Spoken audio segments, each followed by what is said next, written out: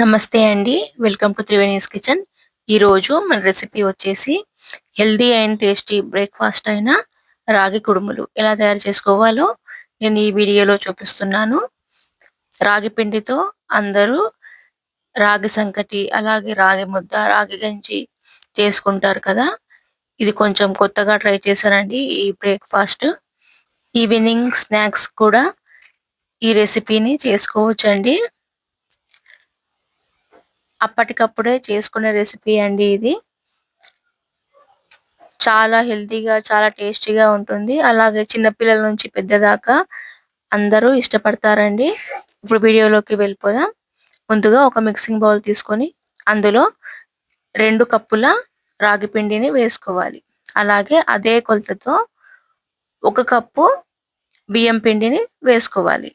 వేసుకున్నాక 2 టేబుల్ స్పూన్ల ఉప్పును వేసుకోవాలి. ఈ ఉప్పు పిండి మొత్తం బాగా కలిసేటట్టు కలుపుకోవాలండి ఒకసారి.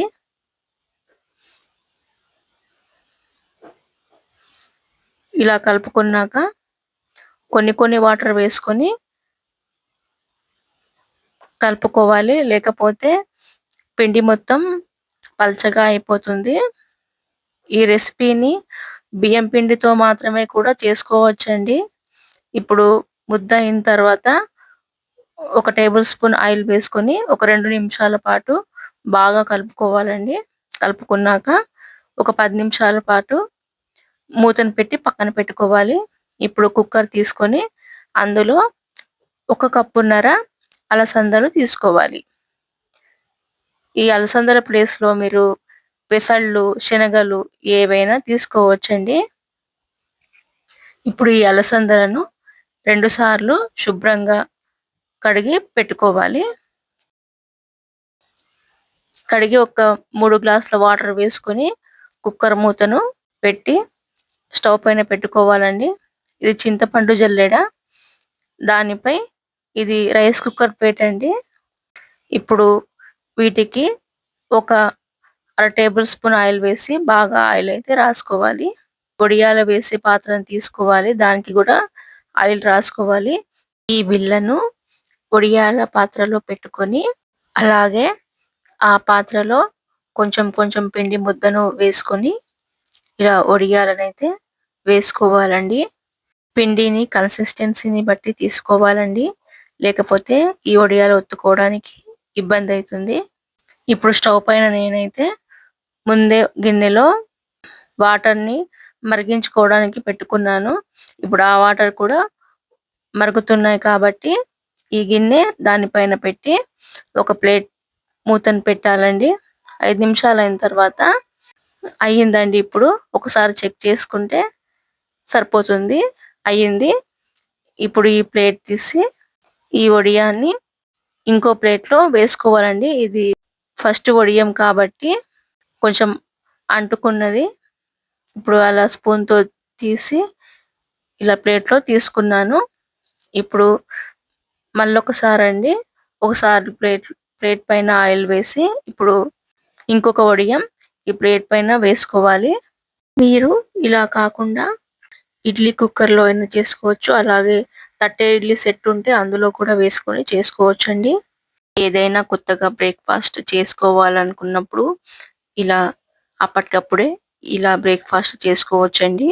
వంట రాని వాళ్ళు కూడా చేసుకోవచ్చండి. ఈజీ అండ్ క్విక్ రెసిపీ అండి ఇది. ఇప్పుడు ఇలా వేసి మళ్ళీ స్టవ్ పైన పెట్టి తీసేసుకోవాలండి. ఇప్పుడు అన్నీ ఇలాగే చేసుకోవాలి. ఇప్పుడు అలసందలు 3 విజిల్స్ అయిన తర్వాత ఉడికాయండి. ఇప్పుడు జల్లెడలో వేసాను. నీటిని వార్చుకోవాలండి. ఇప్పుడు వీటితో కూడా సూప్ చేసుకోవచ్చండి ఆ నీళ్ళతో. ఇప్పుడు అన్ని వడియాలను కూడా ఇలా చిన్న ముక్కలుగా చేత్తోనే చేసుకోవాలండి. ఇప్పుడు ఈ రెసిపీకి కావాల్సిన పదార్థాలండి. ఒక ఉల్లిపాయ పెద్దది ముక్కలు చేసి పెట్టుకోవాలి. అలాగే ఒక బంగాళదుంప చిన్న ముక్కలుగా కట్ చేసి పెట్టుకోవాలి. పచ్చిమిర్చి 4 ఇలా కట్ చేసి పెట్టుకోవాలి. క్యారెట్ 1 చిన్న ముక్కలు కట్ చేసి పెట్టుకోవాలి. అలాగే కరివేపాకు 2 రిబ్బలు, అరకట్ట మెంతెం కూర. మెంతెం కూర వేయడం వల్ల ఈ రెసిపీకి మంచి ఫ్లేవర్ అనేది వస్తుందండి. ఇప్పుడు స్టవ్ పైన ఒక పాన్ పెట్టుకొని అందులో ఒక 6 టేబుల్ స్పూన్ల దాకా ఆయిల్ వేసుకోవాలి. ఆయిల్ కాగాక ఆవాలు, జీలకర్ర వేసుకొని చిటపటమన్నాక పచ్చిమిరపకాయలు అలాగే ఉల్లిపాయ ముక్కలు వేసుకొని ఒకసారి కలుపుకోవాలి. కలుపుకున్నాక కరివేపాకు అలాగే మెంతెం కూరను కూడా ఇందులో వేసుకోవాలి. మెంతెం కూర వేసుకున్నాక 2-3 నిమిషాల పాటు బాగా కలుపుకోవాలండి. ఎందుకంటే ఈ మెంతెం కూర మొత్తం ఆయిల్‌లోనే బాగా మగ్గాలి. ఇలా మగ్గాక ఆలు ముక్కలు అలాగే క్యారెట్ ముక్కలు కూడా ఇందులో వేసుకొని కలుపుకోవాలి. ఇప్పుడు ఒక పావు టేబుల్ స్పూన్ పసుపు అలాగే తగినంత ఉప్పు వేసుకొని కలుపుకోవాలండి. కలుపుకున్నాక ఈ వెజిటేబుల్స్ బాగా మగ్గడానికి ఒక 5 నిమిషాల పాటు మూతను పెట్టి తీసేసుకోవాలి. బీపీ, షుగర్ ఉన్నవాళ్ళు ఈ రెసిపీని రెగ్యులర్‌గా చేసుకొని తినొచ్చు. అలాగే పిల్లలకు లంచ్ బాక్స్‌లో అయినా, స్నాక్స్ బాక్స్‌లో అయినా ఈ రెసిపీని పెట్టొచ్చండి. మీరు పచ్చి బఠానీలు కూడా వేసుకోవచ్చండి. చిన్న టమాటాను కట్ చేసి కూడా వేసుకోవచ్చు. నేనైతే వేసుకోలేదు. ఇప్పుడైతే ఈ వెజిటేబుల్స్ ఉడికిపోయాయండి.